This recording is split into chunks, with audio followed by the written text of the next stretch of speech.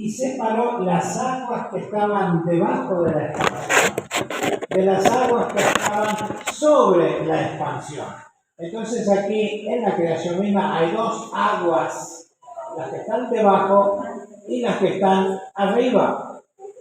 Y en Génesis capítulo 2, versículos 4 a 6, dice, y Jehová aún no había hecho llover sobre la tierra. Hoy me preguntaban eso justamente acá. Ni había hombre que labrase la tierra, sino que, y esto es importante, subía de la tierra un vapor, el cual regaba toda la tierra. Así que el ambiente que tenemos antes del diluvio es totalmente distinto al que se tiene después del diluvio, inclusive el que tenemos hoy en día. Entonces, una explicación de esto es, había una gran cantidad de agua superior que generaría un efecto invernadero en la tierra. Todo alrededor había como una masa de agua líquida y debajo grandes extensiones de agua subterránea. Y entonces el clima sería uniforme, sin lluvias, sin estaciones, no hay invierno ni verano. Acá me dicen que hay dos estaciones, verano y lluvioso, pero en realidad sí estamos entrando en otoño. Entonces no habría vientos ni habría tormentas. Es como estar en un enorme invernadero. Esto permitía la longevidad, o sea, la largura de años que vivían. Eso lo vimos en la primera sesión. Promedio, 800 años. Y el gran tamaño de algunos animales. Me estoy refiriendo, por supuesto, a los dinosaurios, que sabemos sus huesos, las enormes dimensiones que tenían estos animales. Y entonces, este es un esquema, por supuesto, que pretende explicar el medio ambiente prediluviano. Tenemos aquí la formación rocosa, las planchas de roca. Debajo de eso hay enormes reservas de agua. Hasta el día de hoy hay algunos que se llaman acuíferos y son las últimas reservas de agua dulce que tiene el planeta. Estaban mirando un mapa, Colombia no las tiene, pero sí Ecuador, tiene una extensa área subterránea, de agua. Otra hay también en ciertas partes de Argentina. Y aquí tenemos entonces las aguas de arriba, ilustradas de esta manera. Y aquí tenemos el rocío, entonces, que va subiendo y moja todo, mantiene por supuesto una temperatura ideal en todos los ambientes. Así que no solo el Edén fue realmente un clima hermoso, sino en realidad todo el mundo tenía esta suerte de clima muy especial. Pero ahora empieza. Por eso el Nuevo Testamento lo llama cataclismo. Un día, fueron rotas todas las fuentes. ¿De dónde? Del grande abismo, o sea, de abajo. Y las cataratas de los cielos fueron abiertas. Dos cosas impresionantes nos está diciendo aquí. No está hablando de lluvias, sino que irrumpen de abajo grandes columnas de agua que van subiendo. Y por las temperaturas serían aguas muy calientes. Y las cataratas no dicen que cayó una suerte de gran chaparrón. Cataratas. Entonces vamos a ver un poco esa imagen también. Tenemos esto, el Antiguo Testamento se llama diluvio, pero en el Nuevo se llama en griego cataclismos hídricos. O sea, es un cataclismo, es una cosa realmente que conforma la tierra que tenemos hoy y la deja atrás al mundo prediluviano. Entonces tenemos estas, lo vamos a explicar un poquito primero y después vamos a mirar un cambio. Estas fuentes, ¿se acuerdan? De abajo, irrumpen violentamente, tal vez como gigantescos geysers de altas temperaturas con agua vaporizada. Esto aún hoy en día existen en ciertos países los geysers, de los cuales vamos a ver un ejemplo. Estos se levantan a gran altura, kilómetros, golpean, ¿se acuerdan que había una capa superior de agua? Golpean, porque esa es agua, en todo caso, fría. Y esto es un golpe, realmente es un shock tremendo, y produce el colapso de todo eso que conservaba entonces la tierra como una suerte de invernadero. Y como dice aquí, hace caer cataratas de los cielos fueron abiertos. Para que entendamos gráficamente esto, tenemos este cortísimo video, por favor.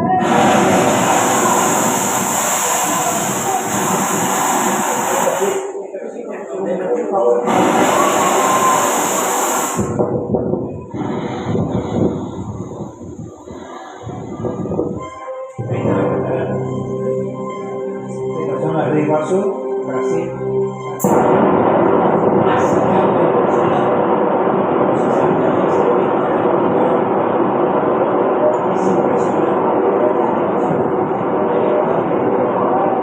Y ahora, esta es de la película Noah. Lo bueno que tiene esa película es esto.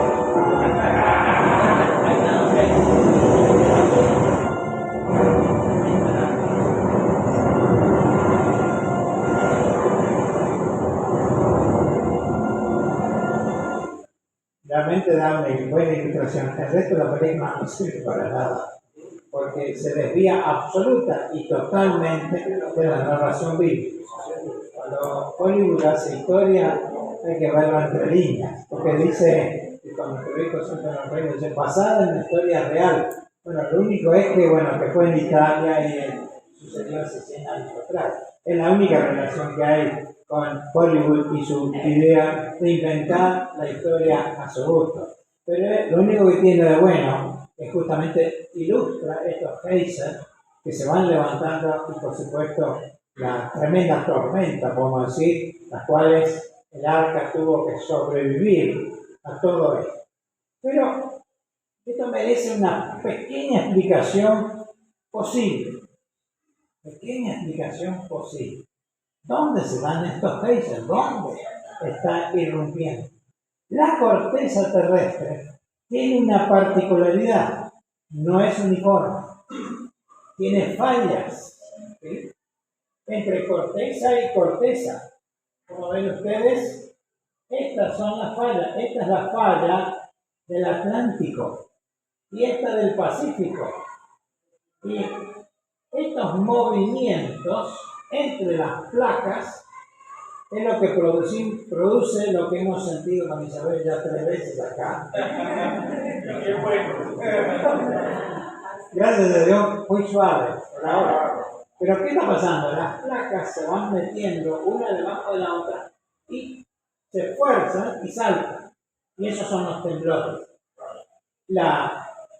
Los datos que hoy nos dan las entidades que estudian los fenómenos de sismos muestran un gráfico en realidad cómo los sismos se están incrementando en su intensidad. No es por un factor humano, porque no es el cambio climático que produce, sino simplemente movimientos, y por supuesto Apocalipsis habla del gran terremoto. Así que, como digo, ya sonó el primer timbre. Y el segundo también. Pero ven ustedes, esto entonces, a ver si podemos explicar un poquito más. La tremenda presión interna, porque esto es agua y ahí hay calor abajo, hoy hay calor por supuesto, levanta el suelo a través de ¿qué? A través de estas líneas de fisuras. Es como la pelota de béisbol, vieron como tiene todo alrededor. Bien, la Tierra tiene eso. Esas son las uniones de las placas, son la parte débil de la cosa. Y entonces se sube, esta agua se vaporiza a través de estas uniones, porque son las partes más débiles que se observan hoy en el suelo oceánico, se inflan y saltan los geysers lineales. toda la falla salta esta agua. Este levantamiento, porque se levantan así, ¿sí?, para dejar salir agua, desplaza el suelo superficial. ¿Se acuerdan? Había agua abajo.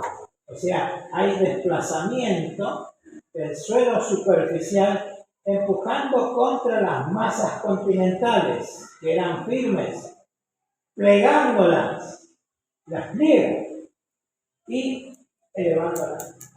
Los montes empiezan a cobrar gran altura a partir de este momento. Estrepitosamente, con el inmenso volumen de agua, se forman grandes valles en el fondo de los océanos. Esta enorme masa de agua produce masivas erosiones en los suelos y se vuelve todo inestable, arrasa con todo a su paso y lo va depositando en capas superpuestas, conteniendo compuestos orgánicos que luego serán carbón, petróleo y fósil. ¿Por qué se encuentran los fósiles de dinosaurios todos en un solo paquete, en un solo lugar? Por muerte súbita. No es que se fueron muriendo y vinieron los bichos carroñeros, siempre hay, que se van llevando las piezas. Pero otra cosa sorprendente, el monte Everest, ustedes saben que es el más alto del mundo. Cuando escalaron el monte Everest en sus laderas, encontraron una sorpresa tremenda. Ostras bivalvas, que son del mar, cerradas, petrificadas. La ostra cuando muere se abre. Entonces aquí no hay una muerte dentro de la ostra. Hay muerte súbita. ¿Y por qué están arriba del Everest? Porque el Everest era plano en aquel entonces. La tremenda fuerza y presión plegó y fue subiendo las montañas. Fíjense las rocallosas, los Andes, toda la espina dorsal de América del Norte y América del Sur es contrapartida de la enorme trinchera, la enorme separación que hay entre las dos planchas. Ahora lo vamos a ver mejor ilustrado a esto. Siguen subiendo las montañas. Luego los grandes volúmenes del subsuelo vaciado se van llenando, conformando lo que hoy tenemos como mares. Y ahora otra vez una ilustración para que podamos ver, es un esquema por supuesto. Las aguas de abajo, las aguas de arriba, se abre la corteza y todas las fuentes del grande abismo saltan y las cataratas de los cielos fueron abiertas. Palabra de Dios es esta. Y las placas se desplazan, forman los plegamientos y las montañas, entre ellas Ararat, por supuesto. Y entonces el agua sube hasta cubrir la cima de las montañas, todos resguardados en el arca que ya hemos descrito la vez pasada. Hay un salmo muy curioso, muy curioso. Dice, con el abismo, como un vestido la cubriste, sobre los montes estaban las aguas. Estaban las aguas. A tu reprensión huyeron, al sonido de tu trueno se apresuraron. ¿Qué dice acá? Subieron los montes, descendieron los valles. Es una forma poética en la cual el escritor del Salmo está describiendo esto que acabamos de mirar. Al lugar que tú las fundaste, le pusiste término, el cual no traspasarán. Estas montañas están todavía, no volverán a cubrir la tierra, que es las aguas. Y aquí lo dice claramente. Muy bien. ¿Vamos bien hasta ahí? Nadie se ahogó todavía. Seguro que no. Bien. Ahora, algunos, si ustedes van a leer esto en internet, dicen, no, fue un diluvio, una cantidad de agua local, solo de la Mesopotamia. Bien, la Biblia no dice eso, Pero no solo la Biblia, los pueblos no dicen eso. Y hay que recurrir a las narraciones de los pueblos originarios. Cada uno de estos puntitos negros es un pueblo que narró una catástrofe como la que hemos descrito. Fíjense, todo el mundo. No lo inventaron ellos. El problema es que la ciencia hoy dice, esta era gente ignorante. Hasta hoy desprecian lo que en realidad son verdades de estos pueblos que la han mantenido a través de los años y nos llegan felizmente hasta nosotros, si no fueron destruidos antes. Pero ahí tenemos la verdad en aquellos que han investigado esto. Todo el mundo conocido habla durante. Fue universal. Pues todo el mundo cubierto con esto. Lo que vamos a ver ahora es una gráfico, ilustración. Como verán, a mí me gusta hacer ilustraciones que no siempre se entienden, pero bueno, uno hace el intento por lo menos. Aquí tenemos entonces por años, ¿sí? Acá, los distintos años y eventos en sí. Y aquí tenemos entonces al comienzo Génesis 7:11 que nos describe las aguas de arriba, las aguas de abajo. Y aquí tenemos el rocío que caía sobre la tierra. Y tenemos los geysers que se levantan y las cataratas. Y esto dura, como dice acá, 40 días. 40 días fue esa masa de agua que va cayendo, que va subiendo, va cayendo, va deformando, va presionando, se va abriendo la tierra y se van conformando entonces lo que acabamos de describir. Y allí tenemos entonces, después de eso, empiezan a decrecer las aguas. Este gráfico lo que intenta hacer es mostrar cómo las aguas fueron decreciendo lentamente hasta acomodarse. Y entonces tenemos los plegamientos que son visibles hoy en día. Y aquí tenemos un pequeño gráfico que ilustra lo que en realidad ya lo dijimos verbalmente. Y ahí tenemos 150 días. Muy interesante que esta narración tiene tiempo.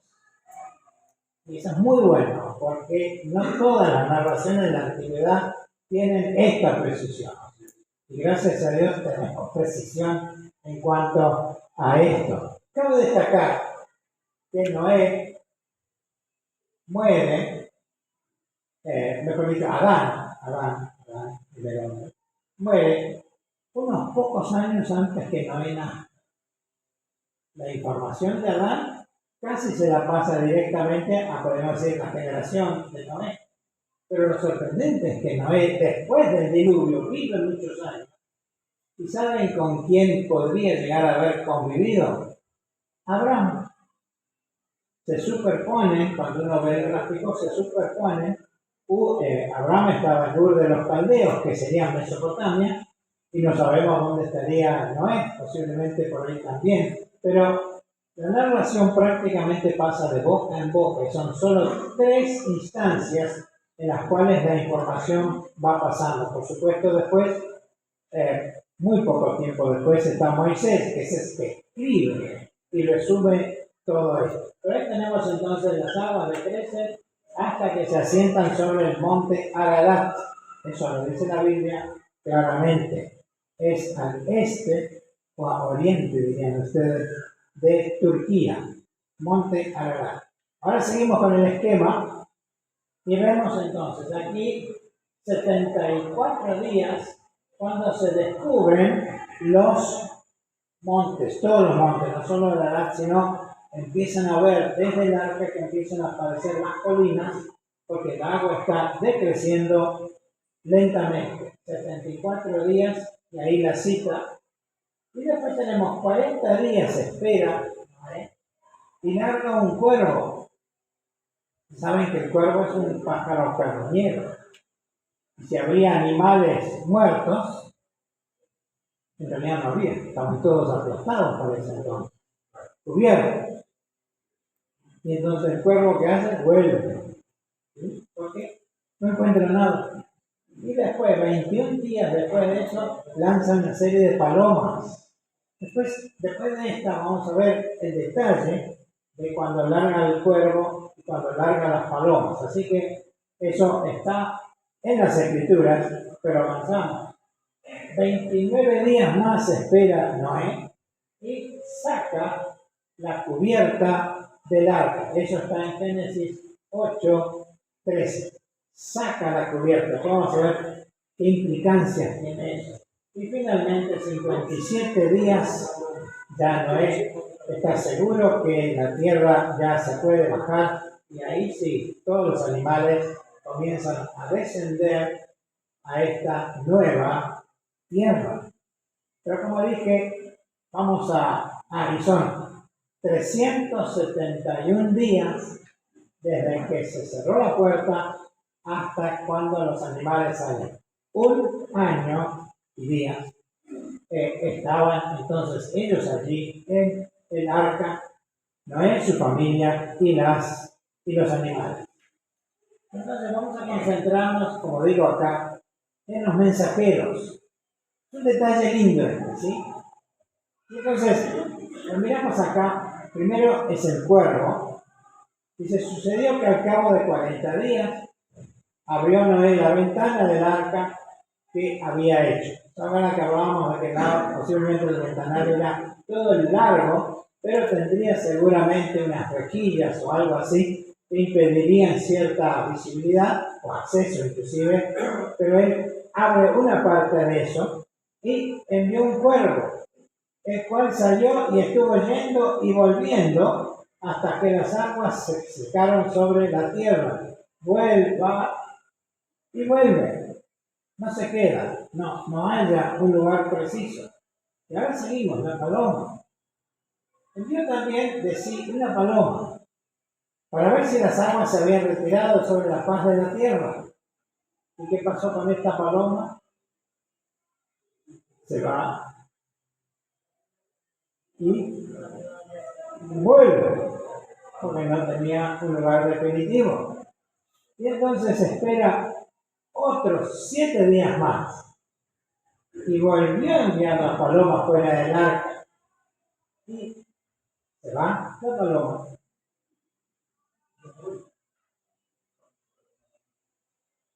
Y vuelve.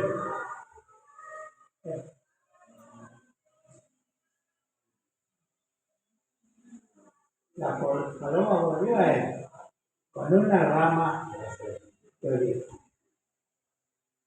Ya hay árboles creciendo.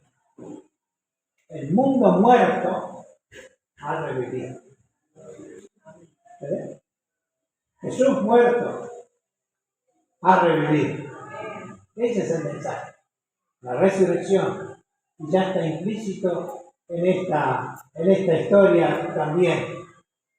Trae una hoja de olivo en su pico y Noé sabía que las aguas se habían retirado de sobre la tierra y esperó aún otros 7 días y envió la paloma, la cual ya no volvió más a él. La paloma mensajera. Cuando Jesús se bautizó, ¿qué había? Una paloma, símbolo del Espíritu Santo, ¿no? Hay todo un mensaje ahí para aquellos que quieran seguir el tema, pero siempre hay vida. Cuando explotó el monte Santa Elena en Estados Unidos, era un volcán que no había estado activo pero por muchos años. Y por supuesto los geólogos y toda esa gente estaban ahí cerca porque veían que había como se estaba inflando la montaña muy alta cerca de Alaska. Un día explotó. Está en la grabación en video de eso. Lamentablemente el que lo filmó murió porque le agarró los efectos. No fue un volcán en el sentido de fuego, sino se derrumbó la mitad de la montaña, que era un buen pedazo, y anuló toda la vegetación que había y destruyó todo en un sector Y entonces los científicos decían, uy, tenemos años de zona abandonada. ¿Por qué? Por los efectos. Al mes surge el primer brote a tierra de vida. La muerte no es eterna. Hay vida. Hay vida para todos aquellos que podemos confiar en muchas cosas. Nosotros, por ser cristianos, creemos en Cristo. Porque Él resucitó, Él reapareció. Así que esa es la garantía que tenemos. Pero seguimos con otro punto. ¿Se acuerdan que le dije? Noé quitó la cubierta. Y acá está el versículo. Y sucedió que en el año 601 de Noé, cuando una ley antes dice que Noé cumplió 600 años y empezó a hacer cuando entró al arca, y cuando tuvo 601, el 1 año que tenían, en el mes primero, el día primero, las aguas se secaron sobre la tierra y quitó Noé la cubierta del arca y miró, y aquí la faz de la tierra estaba seca. Acá saco una conclusión. ¿Pueden estar de acuerdo o no? Esa ya es otra cosa. Yo nunca impongo lo que pienso, simplemente lo digo y cada uno saca su conclusión. ¿Se acuerdan cuando vimos la segunda sesión?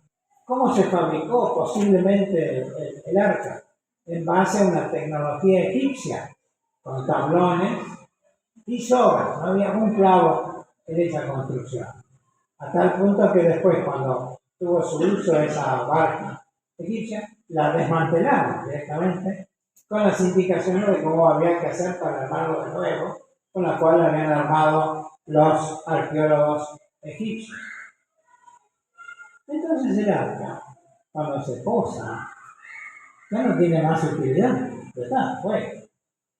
Y entonces, no tienen un pedazo de madera suelto, nada, porque está todo cubierto, salvo algunas plantas que apenas están saliendo. Pero si tenés miles y miles de pies cuadrados de madera en el arca, van desarmando el arca. Primero el techo, que es lo que dice aquí la palabra, que van desarmando. Tienen madera para hacer todo lo que quieran hacer. Entonces, no busquen el arca, porque no está. ¿Sí? No está. Que se dice, pero en internet se van a entender para. Hay fotos, una forma como si fuera un ojo así. Pero eso no es madera petrificada, es roca. Una formación rocosa, curiosa, pero no es el arca. No está más. Ay. Es como cuando la iglesia se vaya, la gente va a decir, ¿dónde está la iglesia? No está. Estoy llevada. Vamos a ser raptados en la palabra, ¿sí? El rapto. Entonces, aquellos que creemos sinceramente en el Señor Jesucristo. Así que no la busquen porque no está. Fue muy útil en su momento. Y vamos a ir redondeando un poco nuestro mensaje hoy. Hay una cosa muy curiosa. Cuando termina todo esto, dice, y edificó Noé un altar a Jehová. Y tomó de todo animal limpio y de toda ave limpia y ofreció holocausto en el altar. Noé, al principio, habíamos leído, venía de caminar con Dios. Y ahora le invoca, pide que le esté presente en el altar. Al saber Noé del arca, Noé hace un altar. Saben que es la primera vez en la Biblia que aparece la palabra altar. Y usted me dice, pero a ver, no ofreció sacrificio, sí, pero no dice que fue un altar. No usa la palabra altar. Dice sacrificio, sí. Caín también hizo, pero el altar no es el que lo inicia. Y ahí hace una ofrenda a Dios, agradecido por cómo habían sido Salvador. Bueno, fue un pedido de Dios. Dios no le dijo, hacedme un altar. Fue iniciativa de Noé. Mi querido, el cristianismo no es obligaciones de parte de Dios. Es voluntario. Yo lo hago, quiero. Dios, con todo el poder que tiene, no puede obligarnos a creer en Él. No puede. ¿No querés creer en Dios? Muy bien, no hay problema. Cada uno sabe en qué cree, digamos así, pero Dios no se impone. Aún vamos a la ley, me estoy extendiendo un poco, discúlpenme, pero bueno, se me viene a la cabeza. Cuando la ley de Moisés, eso es cuando se habla del tabernáculo, se dice eso. Dios le da las tablas de la ley. ¿Han visto todos ustedes imágenes de esto? Escritas con el dedo de Dios, los 10 mandamientos, etc. Bien. Entonces, le dice a Noé, porque no solo son los 10 mandamientos, sino un montón de ordenanzas que estaban escritas. Entonces dice que Moisés se baja y después de ciertos tropiezos ahí, pero le dice, leyó la ley ante la gente, todo el pueblo. Y ellos dicen, aceptamos lo que Dios dice. Eso no solo hace una vez, sino hace 2 veces. Leyó frente a todos la ley, estas son las obligaciones que habla ahí. Y ellos dicen, haremos todo lo que Dios dijo. Tercera vez, le lee toda la legislación al pueblo. Y ellos dicen, haremos todo lo que Dios dice. Muy bien. ¿Fue una imposición obligatoria a la ley? No. Fue una aceptación voluntaria. Yo quiero eso, dijo uno. Yo quiero vivir así. Dios nunca se impone.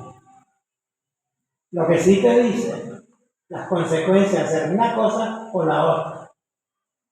Y eso sí, eso es cierto. Pero no se impone. No se va a imponer nunca al ser humano. Y aquí entonces, como digo, Noé hizo esta altar, no porque Dios se lo pidió, sino porque él lo quiso hacer. ¿Y cuál es la respuesta de Dios? Y habló Dios a Noé y a sus hijos con él, diciendo, he aquí yo establezco mi pacto con vosotros. Es muy importante que Dios hable de pacto. Un pacto es un contrato. Y un contrato que es entre 2 personas. Uno se obliga a una cosa y el otro se obliga a la otra. ¿No es cierto? Entonces, Dios dice, yo lo voy a bendecir si ustedes siguen lo que han aceptado, cumplir. Ahora, si ustedes no cumplen, yo no pago el alquiler o la renta, creo que le dicen acá, no me queda otra que me van a echar. Es un pacto, es un contrato, porque los dioses de la antigüedad, en particular los griegos, cuando uno lee un poco la mitología griega, romana y todo lo demás, eran más caprichosos de no sé qué, que cualquier criatura mal criada. Caprichoso. Yo hago esto porque quiero, decía Dios. ¿Y qué haces con un Dios? No puedes hacer nada, porque no sabes. Con Dios sí sabes. Sí sabes lo que está escrito. Porque si no estuviera escrito sería, bueno, la tradición verbal de esto, de aquello. No, está acá. Es la Biblia. Está en blanco y negro, como dije. Y está en todos los idiomas. No me puedo hacer el desentendido de la voluntad de Dios. Y cuanto uno más investiga sobre las cosas de Dios es importante. Y con vuestros descendientes después de vosotros, y con todo ser viviente que está con vosotros, aves, animales, toda bestia de la tierra que está con vosotros, de todos los que salieron del arca, hasta todo animal de la tierra, un pacto con todo ser vivo, no solo con los hombres y las mujeres. Estableceré mi pacto con vosotros. y no exterminaré ya más toda carne con agua de diluvio, ni habrá más diluvio para destruir la tierra. Es una promesa incondicional de Dios. Y dice, esta es la señal que yo establezco entre mí y vosotros, y todo ser viviente que está con vosotros por siglos perpetuos. Mi arco he puesto en el cielo. Arco iris, exactamente, la cual será por señal de mi pacto con la tierra. Y sucederá cuando vengan nubes sobre la tierra, se dejará ver entonces mi arco en las nubes, y me acordaré del pacto que hay entre mí y vosotros, y todo viviente de toda carne, y no habrá más diluvio de aguas para destruir toda carne. Y estará el arca en las nubes, y lo veré el arco, y me acordaré del pacto perfecto. Ojo que es perfecto. No tiene fin. Vamos a ver por qué no tiene fin. Y todo ser viviente y toda carne que hay sobre la tierra, que aparece el hermoso arco iris. Que yo diría, nos robaron el símbolo. Sí, sí. No tengo nada contra la población que hay, pero ¿por qué nos robaron el símbolo? El arco iris es este. Inventen otro, ¿verdad? Por ejemplo. Pero no me usen, ¿no? Sean originales. Inventen otro. Esto tiene otra simbología. Miren este video por aquí.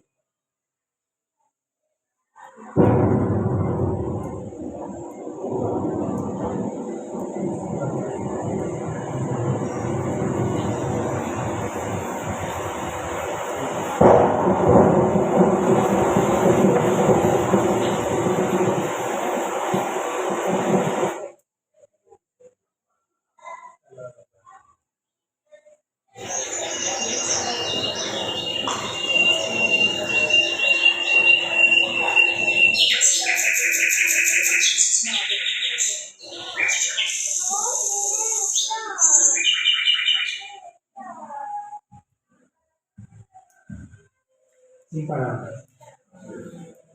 El trono eterno de Dios. ¿Se acuerdan que dije que era perpetuo? Muy bien. La garantía visible de la vinculación perpetua que Dios tiene con el hombre, y el hombre cambió.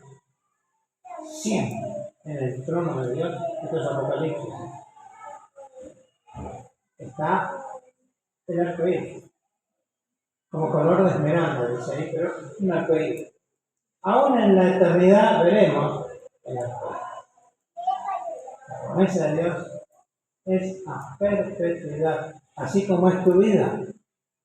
La vida nuestra es a perpetuidad. Nacemos un día, morimos físicamente otro día, pero nuestra alma sigue para toda la eternidad. Porque Dios ha puesto eternidad en el corazón del hombre. Ese es Dios. Y por eso Él quiere cosas tan lindas. Pero también avisa. Como dije, cada uno hace lo que quiere, pero Dios avisa. Y Jesús en el libro dijo esto. El cielo y la tierra pasarán, pero mis palabras no pasarán. Pero el día y la hora, nadie sabe. Ni aun los ángeles de los cielos. Ni solo mi Padre. Ustedes saben que en el Antiguo Testamento, según Daniel, había un día fijado en que vendría el príncipe, Mesías príncipe. Y si uno sacaba la cuenta, se daba cuenta cuándo iba a ser eso, por la cantidad de años, etcétera, etcétera. Y cuando nace Jesús en Belén, ¿quiénes lo vienen a visitar? Los magos. Algunos dicen reyes magos, no eran reyes. Discípulos de Daniel, herederos de los discípulos de Daniel. Este me está sacando el mensaje, no puedo decir.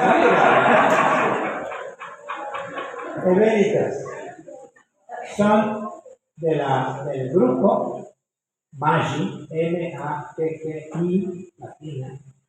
Eran del Imperio Persa, en la cual estaba Daniel. Él fue jefe de ellos, cuando tenía 18 años. Lean la historia de Daniel, que es además fascinante. Y entonces, y él escribe eso. Y seguramente ese escrito queda en la biblioteca de los persas. Algunas fueron destruidos, pero por la época de Jesús todavía existían. Y los magis, leyendo, seguramente, dicen, acá tiene que aparecer un príncipe de los judíos. Entonces lo van a buscar. ¿Por qué? Porque lo leyeron en Daniel. Y cuando llegan ahí, Herodes se asusta. No, ¿cómo príncipe? ¿Qué es esto? Y entonces buscan. Recién ahí se dieron cuenta. Tiene que ser en Belén. ¿Ustedes no sabían? No lo esperaban. Por eso Dios dice, la próxima no le voy a avisar cuando voy. Ahora adivinen si quieren. Bueno, solo mi Padre que está en los cielos. Más como en los días de Noé, qué sorpresa, Jesús aquí menciona a Noé. Así será la venida del Hijo del Hombre. ¿Y cómo? Porque como en los días de Noé, antes del diluvio, estaban comiendo y bebiendo, estaban en otras cosas. Casándose y dándose en casamiento, hasta que el día en que Noé entró en el arca y no entendieron. Millones de personas no entienden. Sí, está bien.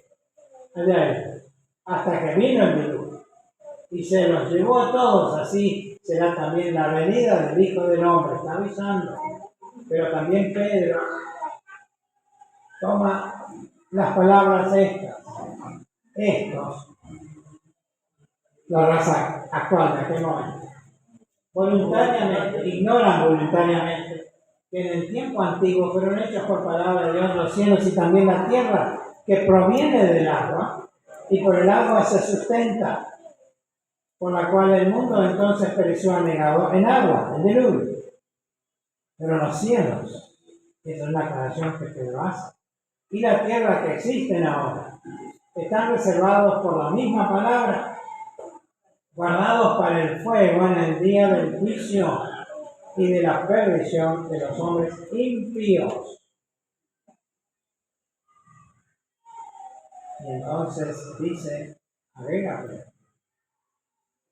pero el día del Señor vendrá como ladrón en la noche, en el cual los cielos pasarán con grandes estruendos, los elementos ardieron, serán deshechos, Apocalipsis, léalo, y la tierra y las obras que en ella hay serán quemadas, puesto que todas estas cosas han de ser deshechas. ¿Cómo no veis vosotros de andar en santa y piadosa manera de vivir, esperando y apresurándonos para la venida del Señor, el segundo timbrazo, en la cual los cielos, encendiéndose, serán deshechos, y los elementos, siendo quemados, se fundirán? ¿Saben cuál es la palabra de cielos ahí? Uranos. ¿De qué se hace la bomba atómica? De uranio. Así que más coincidencia. Pero, también Pedro dice, pero nosotros esperamos, según sus promesas, cielos nuevos, tierra nueva, en las cuales mora la justicia. Mora la justicia. Por lo cual, amados, estando en espera de estas cosas, procurar con diligencia ser hallados por él sin mancha e irreprensibles. Esta ya la vimos, la refresca. Juicio de Dios, cataclismo híbrido. Juicio de Dios futuro, cataclismo digno. Bueno, entre medio está Jesús. Juicio de Dios cae sobre Jesús. Y él paga con la cruz. Bueno, él es inocente, pero según las demandas de toda la ley, el Antiguo Testamento, todo, exige que sea sangre inocente. Obvio que lo hablamos un poquito esta mañana, pero no lo entero. ¿Por qué sangre inocente? Porque si fuera sangre de una persona condenada, sería justicia, ¿no? La ley del talión, una ley de las más antiguas. O sea, la condena debe ser igual al crimen cometido. Si muere, si mata, debe morir. Esa es la ley del talión. Muy antigua, muy vieja, antes que la ley de Moisés casi. Pero Dios hace una cosa muy especial. La ley de Hammurabi, un poquito antes que la de Moisés. Todas las condenas están ahí. Pero no hay una posibilidad de redención. Esa es la única. Nunca redime el hombre. Te condena y a otra cosa. Y entonces, la ley de Moisés provee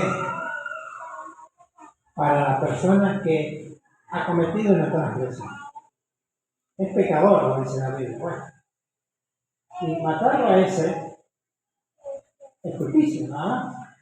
Pero Dios dice no. Vamos a tomar un animal inocente. ¿Por qué inocente? Porque su sangre es inocente. Y ese animal inocente paga por la maldad del hombre. Hoy miles de millones de animales pagan por la maldad del hombre. Sacan sus campos, envenenan sus aguas, sus vacas. Pero Dios pide sangre inocente. Cuando llega Jesús es el único hombre, Dios, que tiene sangre inocente. Por lo tanto, Él paga el precio por todos nosotros. He aquí el Cordero de Dios que quita el pecado del mundo, dice. Y entonces tenemos la escena de la cruz, con estas palabras, porque está en el amor. Está el amor de la paz, que ha dado a su Hijo, único, para que todo aquel que en Él crea no se pierda, mas tenga vida eterna.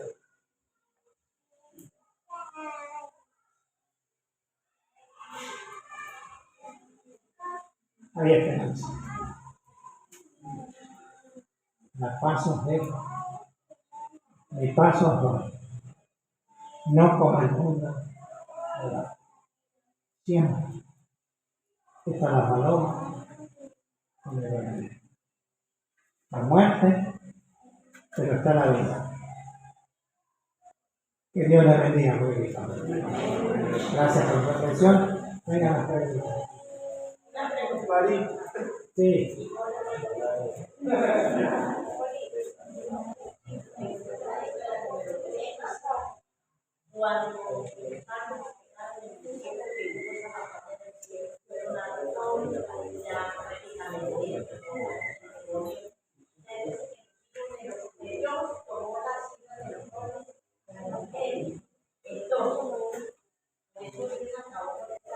Pero la pregunta mía es, si ellos tomaron a los hombres, no se las tomaron, no, sino que tomaron a los hombres, a las personas, hoy en día también pueden tomar la mente de las personas y los personajes de las personas.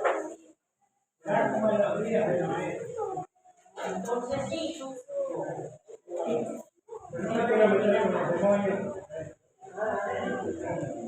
Bien, otra pregunta.